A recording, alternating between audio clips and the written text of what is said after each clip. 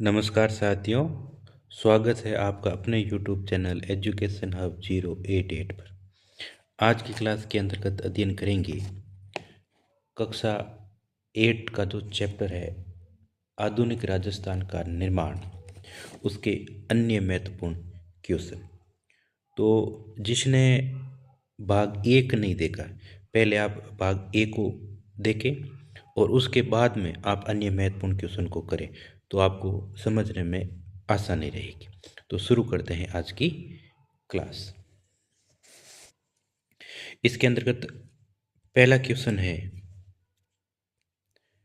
भारत सरकार के रियासती विभाग ने के निर्णय के अनुसार भारत में स्वतंत्रता के समय राजस्थान में निम्न में से कौन सी स्वतंत्र रियासत का अस्तित्व नहीं रह सकता। यानी इसके अंतर्गत कौन सी ये भरतपुर अपना स्वतंत्र अस्तित्व नहीं रख पाएगी। यानी जो रियासती विभाग है उसकी स्थापना 5 जुलाई 1947 को होती है और इसमें ये कहा गया कि ऐसी जो रियासतें जिनकी वार्षिक आय 1 करोड़ से अधिक और जनसंख्या 10 लाख से अधिक हो, वो अपना स्वतंत्र अस्तित्व रख सकती है। तो इसके अंतर्गत जयपुर, उदयपुर और जोधपुर और बीकानेर जो रियासतें हैं वो अपना स्वतंत्र अस्तित्व रख सकती थी, लेकिन भरतपुर अपना स्वतंत्र अस्तित्व नहीं रख सकती। आगे प्रश्न संख्या 2 है, राजस्थान में रियासतों के एकीकरण का प्रथम प्रयास किस रियासत के शासक ने किया। यानी प्रथम प्रयास जो किया गया वो कोटा रियासत के अंदर किया गया था और यहाँ कोटा के जो शासक थे उस समय वो थे महाराव भीम सिंह। उनके द्वारा एकीकरण का प्रथम प्रयास किया गया था। क्वेश्चन संख्या 3 है, आधुनिक राजस्थान के निर्माण का कार्य पूर्ण हुआ। यानी कब ये पूर्ण होता है। तो ये जो पूर्ण होता है वो होता है 1 नवंबर 1956 को। यानी ये कौन सा चरण था, ये 7 नंबर का चरण था। यानी जो कुल चरण हुए थे 7, उसमें से सबसे लास्ट वाला चरण था ये 7वां। और 17 और 18 मार्च 1948 ये कौन सा चरण था, पहला। 26 जनवरी 1949 ये कौन सा चरण था, छठा चरण था। और 15 मई 1949 ये 5वां चरण था। यानी तो 7वां जो चरण था ना वो 1 नवंबर 1956 को हुआ था और इसी समय आधुनिक राजस्थान का जो निर्माण है वो लगभग पूर्ण हो गया था। आगे क्वेश्चन है, मत्स्य संघ की राजधानी बनी। मत्स्य संघ की राजधानी किसको बनाया गया था, अलवर को बनाया गया था। मत्स्य संघ की राजधानी अलवर को बनाया गया था। पूर्व राजस्थान के राज प्रमुख थे। यानी जो चरण यहाँ पर पूछा जा रहा है पूर्व राजस्थान, यानी यहाँ पर चरण कौन सा था, दूसरा। इस चरण के जो राज प्रमुख थे वो कौन थे, महाराव कोटा के महाराव भीम सिंह। और दूसरा चरण कब होता है, 25 मार्च 1948 को। तो इसके अंतर्गत क्या आएगा, महाराव भीम सिंह। क्वेश्चन संख्या 6 है, पूर्व राजस्थान में जिस रियासत का विलय कर संयुक्त राजस्थान का निर्माण किया गया वह थी, कौन सी रियासत थी, उदयपुर। और ये चरण कौन सा था, तीसरा चरण। चरण कौन सा था, तीसरा चरण था, जो 18 अप्रैल 1948 को शुरू हुआ था। यानी पूर्व राजस्थान के अंतर्गत किसका विलय किया गया था, उदयपुर का विलय किया गया था। आगे है, राजस्थान का स्थापना दिवस मनाया जाता है, कब मनाया जाता है, 30 मार्च 1949 को। यानी ये कौन सा चरण है, ये चरण है अपन के चतुर्थ चरण है जो 30 मार्च 1949 से है। तो राजस्थान दिवस इसी समय मनाया गया था। इस समय जोधपुर, बीकानेर, जैसलमेर और जयपुर ये रियासतें जो थी वो शामिल हुई थी। आगे क्वेश्चन संख्या है 8। एकीकरण से पूर्व राजस्थान में केंद्र शासित प्रदेश कौन सा था? यानी एकीकरण से पूर्व 19 तो रियासतें थी, 3 ठिकाने थे और एक केंद्र शासित प्रदेश था। तो केंद्र शासित प्रदेश कौन सा था? अजमेर, मेरवाड़ और कुशलगढ़, नीमराणा और एक कौन सा था? लावा। ये क्या थे? ये ठिकाने थे। तो इसके अंतर्गत क्या होगा? Correct answer Ajmer, Merwara. आगे है 17 और 18 मार्च 1948 को राजस्थान को निर्माण किया गया, यानी किसका निर्माण किया गया था? तो मत्स्य संघ का निर्माण किया गया 17 और 18 मार्च को। और ये चरण कौन सा था? ये प्रथम चरण था। आगे क्वेश्चन है, वृहद राजस्थान का उद्घाटन किसके द्वारा किया गया था? तो ये किया गया था सरदार वल्लभ भाई पटेल के द्वारा। मत्स्य संघ का राज प्रमुख नियुक्त किया गया था। मत्स्य संघ का राज प्रमुख धौलपुर के जो शासक उदयबान सिंह थे उनको नियुक्त किया गया था। और वर्ध राजस्थान के प्रधानमंत्री किसको नियुक्त किए गए थे? हीरालाल शास्त्री। फिर आगे जो चरण थे उनमें भी ये प्रधानमंत्री हीरालाल शास्त्री ही रहते। आगे है रिक्त स्थानों की पूर्ति कीजिए। तो रिक्त स्थानों की पूर्ति करते हैं अपन। एकीकरण से पूर्व राजस्थान में कितनी रियासतें थी? 19 रियासतें थी, 3 ठिकाने थे और एक केंद्र शासित प्रदेश था। राजस्थान में आंदोलनों द्वारा जनजागृति और एकीकरण की प्रक्रिया को आगे बढ़ाया किसने? प्रजा मंडलों ने। प्रजा मंडलों के द्वारा जनजागृति और एकीकरण की प्रक्रिया को क्या बढ़ाया गया था? आगे बढ़ाया गया था। 17 और 18 मार्च 1948 को जो मत्स्य संघ का निर्माण किया गया था उसके अंतर्गत अलवर, धौलपुर, भरतपुर, करौली को मिलाकर मत्स्य संघ का निर्माण किया गया था। और ये चरण कौन सा था? ये प्रथम चरण था। और संयुक्त राजस्थान में उदयपुर यानी मेवाड़ का विलय का उद्घाटन पंडित जवाहरलाल नेहरू के द्वारा किया गया था। यानी ये चरण कौन सा था? तीसरा चरण।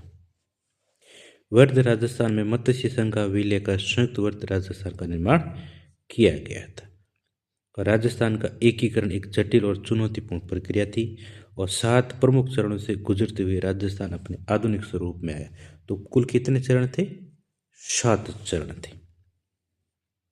झालावाड़ का सिरोंज क्षेत्र मध्य प्रदेश को सौंपा गया और मध्य प्रदेश से जो मंदसौर है वहाँ से एक क्षेत्र लिया गया, वो था सुनेल टप्पा। यानी सरोज क्षेत्र तो उनको दिया गया था, लेकिन वहाँ से जो क्षेत्र लिया गया था वो कौन सा था? वो था ये सुनेल टप्पा।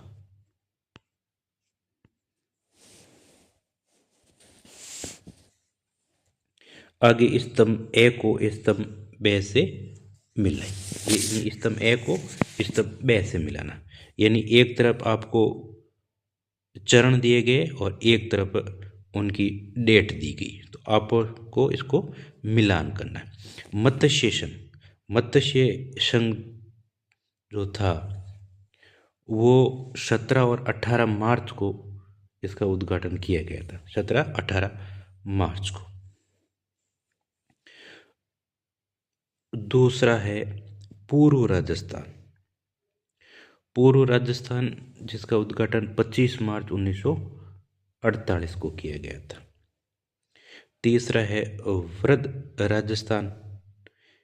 इसका जो गठन होता है वो 30 मार्च 1949 के अंतर्गत होता है।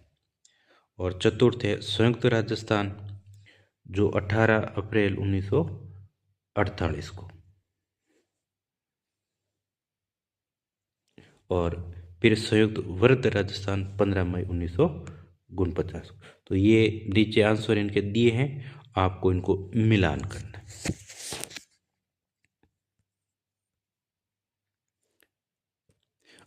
अब इस चैप्टर के अति लघुरात्मक प्रश्न, अखिल भारतीय देशी राज्य परिषद का प्रस्ताव क्या था। यानी इस अखिल भारतीय देशी राज्य परिषद का प्रस्ताव था कि जिन रियासतों व ठिकानों की आय कितनी 50 लाख रुपए से कम व जनसंख्या 20 लाख से कम हो, उसे पड़ोस के राज्य में मिला दिया जाएगा। यानी आपसे पूछ सकते हैं 1 नंबर का क्वेश्चन बोर्ड क्लास के अंतर्गत कि अखिल भारतीय देशी राज्य परिषद का क्या प्रस्ताव था। तो उनका प्रस्ताव था कि भाई रियासतें या जो ठिकाने उनकी आय अगर 50 लाख रुपए से कम है और जनसंख्या अगर 20 लाख से कम है तो उनको पड़ोस के राज्य में मिला दिया जाएगा। क्वेश्चन संख्या 2 है, भारत सरकार के रियासती विभाग के मापदंड के अनुसार राजस्थान में कौन सी 4 रियासतें ही स्वतंत्र अस्तित्व रख सकती थी। तो 4 रियासतें थी जिनकी जो थी जयपुर, जोधपुर, बीकानेर और उदयपुर। यानी जो रियासती विभाग स्थापित किया गया उसमें यह कहा गया कि भाई ऐसी रियासतें जिनकी वार्षिक आय कितनी हो, यानी इसमें जो रियासती विभाग के द्वारा कहा गया कि जिनकी वार्षिक आय 1 करोड़ रुपए से अधिक हो और जनसंख्या जिसकी 10 लाख से अधिक हो, वो अपना स्वतंत्र अस्तित्व रख सकती है। तो 4 रियासतें थी जयपुर, जोधपुर, बीकानेर और उदयपुर। एकीकरण से पूर्व राजस्थान में कितने ठिकाने थे, उनके नाम लिखे। तो कितने ठिकाने थे, 3 ठिकाने थे, कुशलगढ़, लावा और नीमराणा। पूर्व राजस्थान की राजधानी किस रियासत को बनाया गया। यानी पूर्व राजस्थान की राजधानी, तो कौन सा चरण था, दूसरा चरण था। उसकी राजधानी किसको बनाई गई थी, कोटा को राजधानी बनाई गई थी। और वृद्ध राजस्थान का उद्घाटन किसने किया था। इसका उद्घाटन सरदार वल्लभ भाई पटेल के द्वारा किया गया था। और संयुक्त जो राजस्थान है या तो तीसरा चरण, उसका उद्घाटन किन के द्वारा किया गया था। उनका उद्घाटन पंडित जवाहरलाल नेहरू के द्वारा किया गया। यानी तो तीसरा चरण था संयुक्त राजस्थान वाला वो, और जो चतुर्थ चरण था वृद्ध राजस्थान, इसका उद्घाटन सरदार वल्लभ भाई पटेल के द्वारा किया गया था। आगे की संख्या है 6, वृद्ध राजस्थान का राज प्रमुख और महाराज प्रमुख किसे बनाया गया था। कौन सा, वृद्ध राजस्थान का। तो वृद्ध राजस्थान का जो राज प्रमुख जो 30 मार्च 1949 को हुआ था, वो जो राज प्रमुख थे वो मान सिंह द्वितीय को बनाया गया था। और महाराज जो प्रमुख बनाए गए थे वो मेवाड़ के महाराणा भोपाल सिंह को बनाया गया था। क्वेश्चन संख्या 7 है, संयुक्त वृद्ध राजस्थान का निर्माण कब और किसके विलय से किया गया। यानी तो संयुक्त वृद्ध राजस्थान का जो निर्माण हुआ था वो 15 मई 1949 को हुआ था। और ये चरण कौन सा था, ये चरण था अपन के 5वां। इसके अंतर्गत मत्स्य संघ का नीमराना ठिकाना सहित विलय कर संयुक्त राजस्थान का निर्माण किया गया था। यानी जो 5वां चरण था जिसके अंतर्गत ये वृद्ध राजस्थान में मत्स्य संघ का नीमराना ठिकाना सहित विलय किया गया। यानी मत्स्य संघ को भी इसके अंतर्गत मिलाया गया था और इसके साथ जो नीमराना ठिकाना था वो भी इसको साथ में मिला लिया गया था। आगे है, राजस्थान की देशी रियासतों में प्रजा का नेतृत्व किसके द्वारा किया गया। तो देशी रियासतें उनका नेतृत्व तो प्रजा मंडल और अन्य संघों के द्वारा किया गया। यानी जो प्रजा मंडल स्थापित हुए थे उनके द्वारा देशी रियासतों में प्रजा का नेतृत्व किया गया था। राज्य प्रजा परिषद व प्रजा मंडल किस लक्ष्य को लेकर जो प्रयास थे, तो इनका एक ही लक्ष्य था। क्या लक्ष्य था कि राजस्थान को एक इकाई के रूप में गठित किया जाए। यानी राजस्थान को एक कर दिया जाए। आधुनिक राजस्थान के निर्माण का कार्य कब पूर्ण हुआ? 1 नवंबर 1956 को आधुनिक राजस्थान का निर्माण पूर्ण होता है। और यहाँ से अगर आपसे पूछे राजस्थान को बनने में कितना समय लगा, तो पूरा समय लगा था 8 वर्ष 7 माह और 14 दिन। यानी जब ये प्रक्रिया पूरी हुई तो इसके अंतर्गत 8 वर्ष 7 माह और 14 दिन लगे और 1 नवंबर 1956 को आधुनिक राजस्थान का निर्माण पूरा होता है। आगे क्वेश्चन है लघुरात्मक क्वेश्चन, जिसके अंतर्गत पहला क्वेश्चन है चतुर्थ चरण में राजस्थान में सम्मिलित रियासतों के नाम बताइए। यानी कौन सी चरण की बात कर रहा है ये? चतुर्थ जो चरण है, जो वृहद राजस्थान है, वो इनकी बात हो रही। तो ये हुआ कब था? 30 मार्च 1949 को। इसके अंतर्गत किसको मिलाया गया था? जयपुर, जोधपुर, बीकानेर, जैसलमेर रियासतें जो बड़ी रियासतें थी उनको मिलाया गया था। और संयुक्त राजस्थान में जैसे मेवाड़, बांसवाड़ा, कोटा, बूंदी, टोंक, डूंगरपुर, प्रतापगढ़, देश है और कुशलगढ़ व लावा ठिकाने शामिल थे। क्वेश्चन संख्या 2 है देशी रियासतों के अतिरिक्त राजस्थान के एकीकरण की प्रक्रिया में कौन सक्रिय थे? तो देशी रियासतों के शासकों के समांतर ही जनता से सीधी जुड़ी संस्थाएं, यानी ऐसी संस्थाएं जो सीधी जनता से जुड़ी हुई, वे संगठन भी एकीकरण की प्रक्रिया में क्या थे? सक्रिय रूप से भाग ले रहे थे। और इसमें राज्य प्रजा परिषद व प्रजा मंडल प्रमुख थे। यानी देशी रियासतें तो थी, उसके साथ में जो जनता के द्वारा बने हुए संगठन थे, संस्थाएं थे, वो भी इस प्रक्रिया के अंतर्गत शामिल थी। और इसके अंतर्गत जैसे ये राज्य प्रजा परिषद और प्रजा मंडल वो क्या थे? मुख्य थे। और इनका जो लक्ष्य था वो क्या था? राजस्थान को एक इकाई के रूप में गठित करना।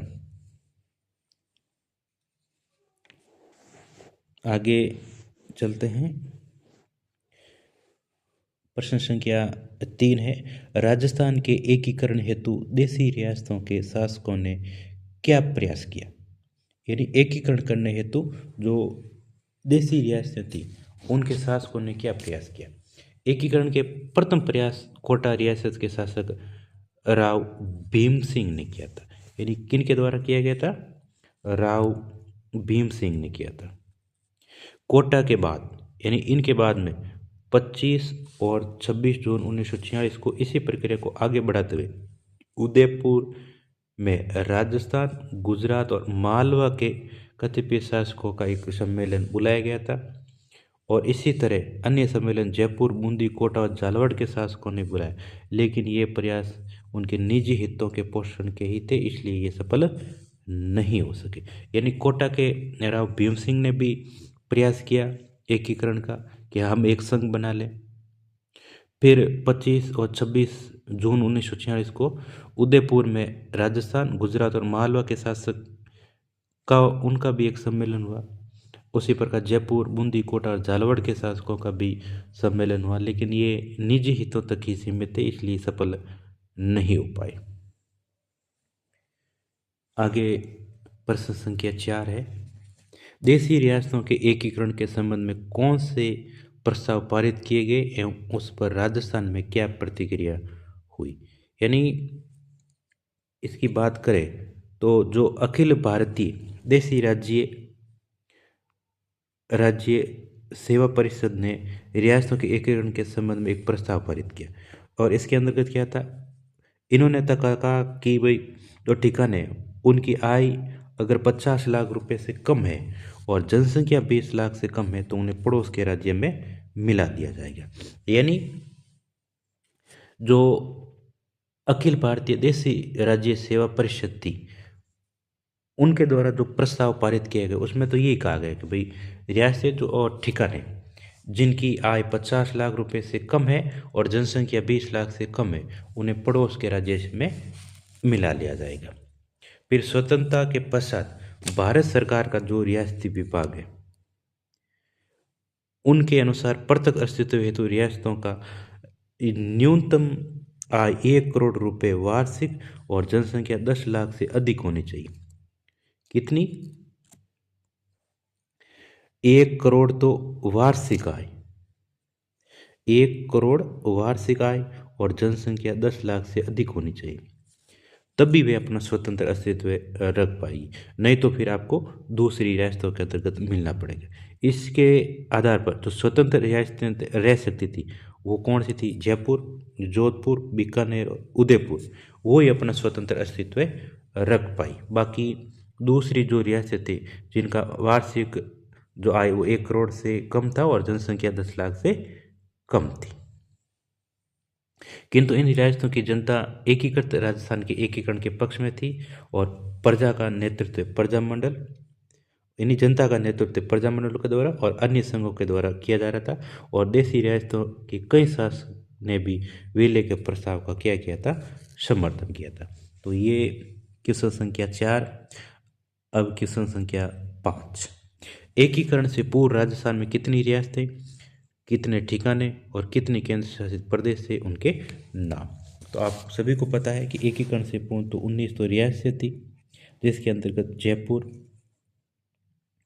जोधपुर, उदयपुर, बीकानेर, बूंदी, कोटा, धौलपुर, भरतपुर, अलवर, डूंगरपुर, प्रतापगढ़, बांसवाड़ा, झालावाड़, करौली, शाहपुरा, सिरोही, टोंक, जैसलमेर और किशनगढ़, ये तो 19 तो रियासत थी।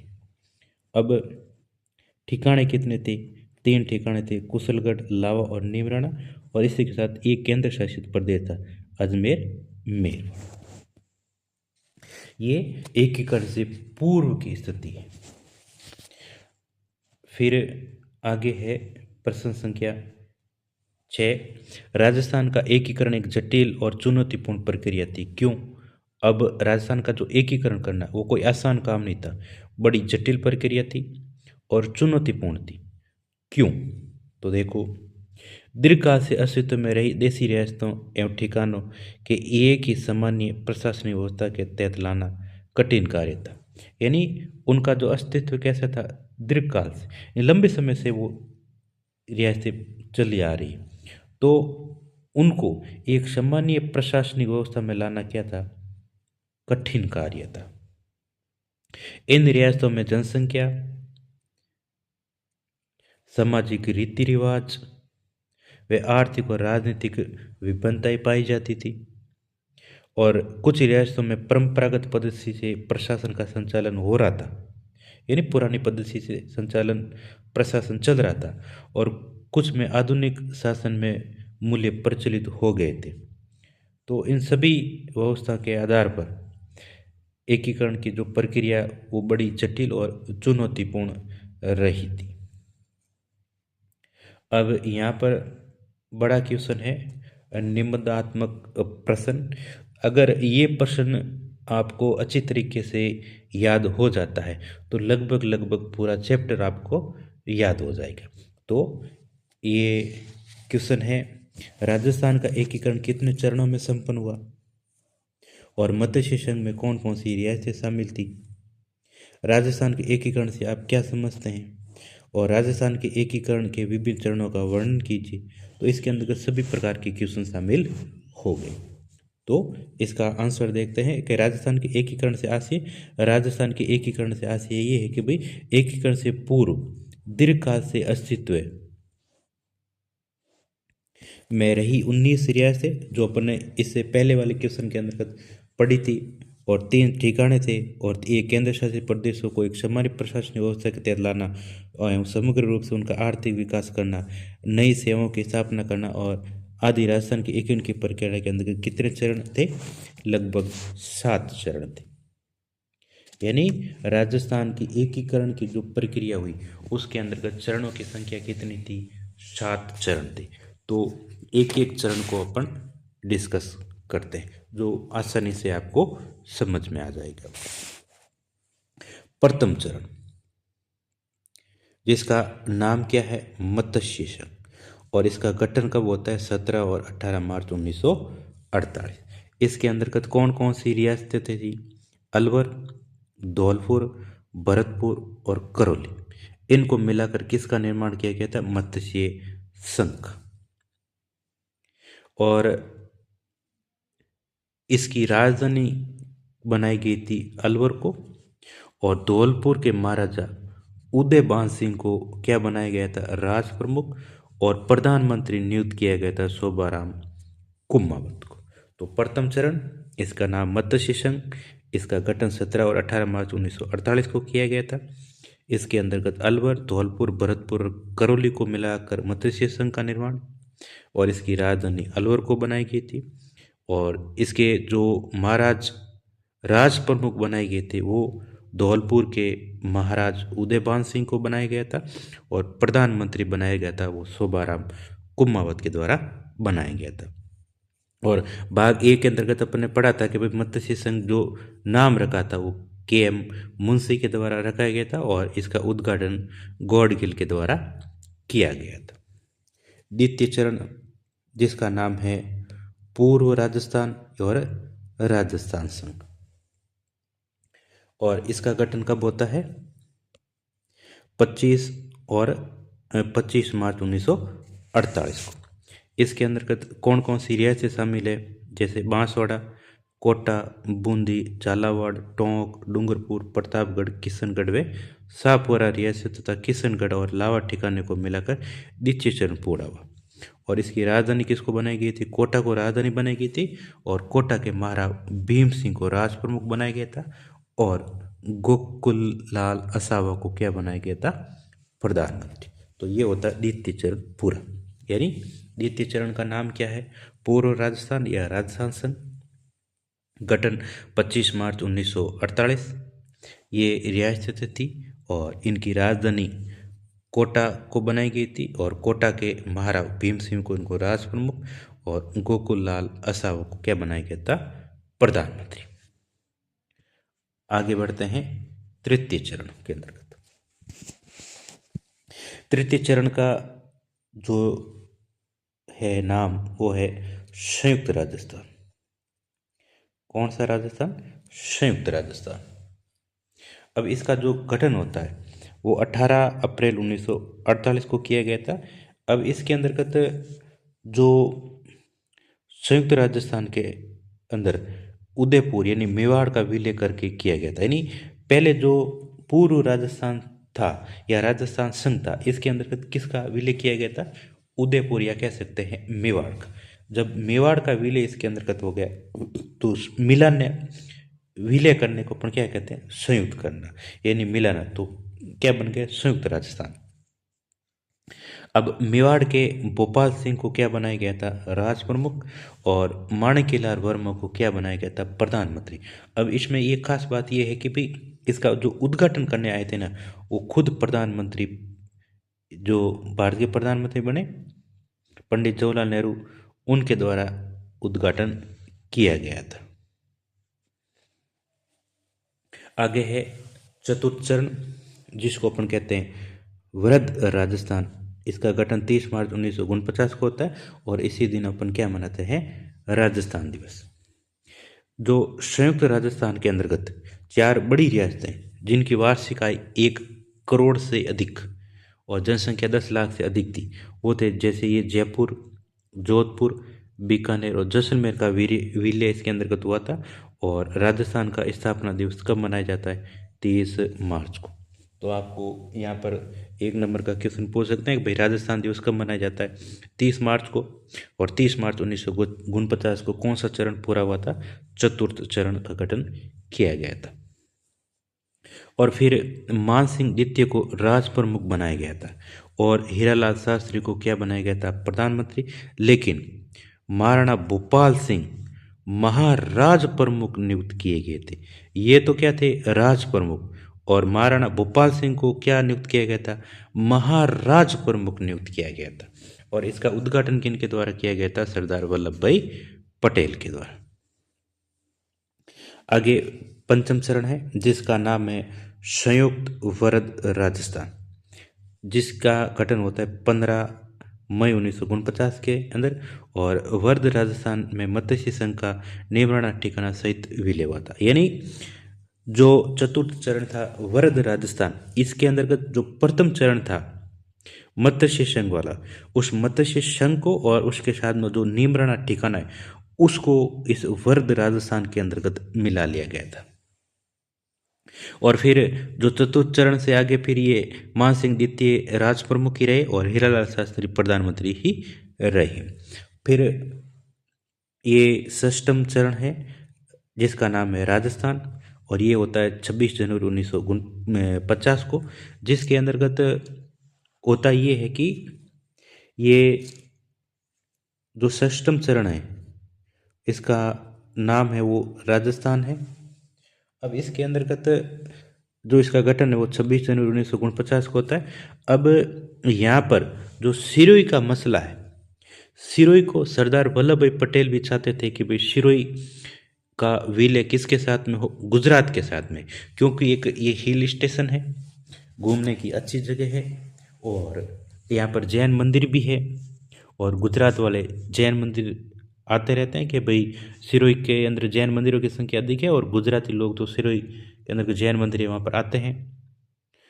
तो सिरोही का क्षेत्र का विलय किस में होना चाहिए, गुजरात के अंतर्गत। लेकिन गोकुल भाई भट्ट ने तो हट कर ली, उन्होंने कहा नहीं, सिरोही का विलय तो किसके अंतर्गत होगा, केवल राजस्थान के अंतर्गत होगा।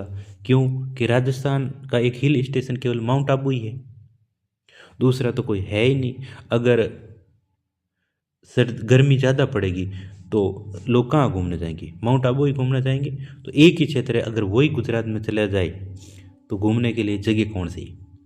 तो सिरोही का मसला था ना, उसमें फिर ये कहा गया कि भाई देलवाड़ा और आबू को छोड़कर बाकी सिरोही का क्या कर लिया गया था, विलय, यानी इस देलवाड़ा और आबू को छोड़ दिया गया था। बाकी जो सिरोही थी ना उसको मिला लिया गया था साथ में।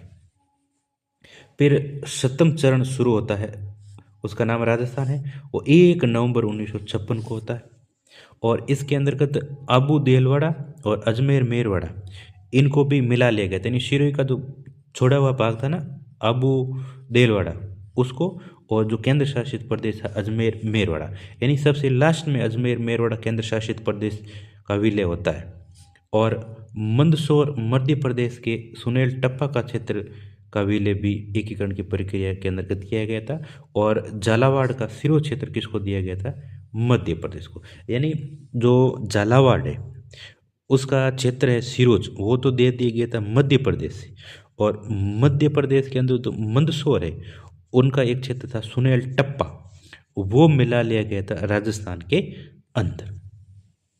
तो इस प्रकार ये अध्याय 3 कंप्लीट होता है। आगे अध्याय पढ़ेंगे 4 जनसंख्या के बारे में। तो इस वीडियो को अधिक से अधिक शेयर करें, चैनल को अधिक से अधिक लाइक करें और सब्सक्राइब करें।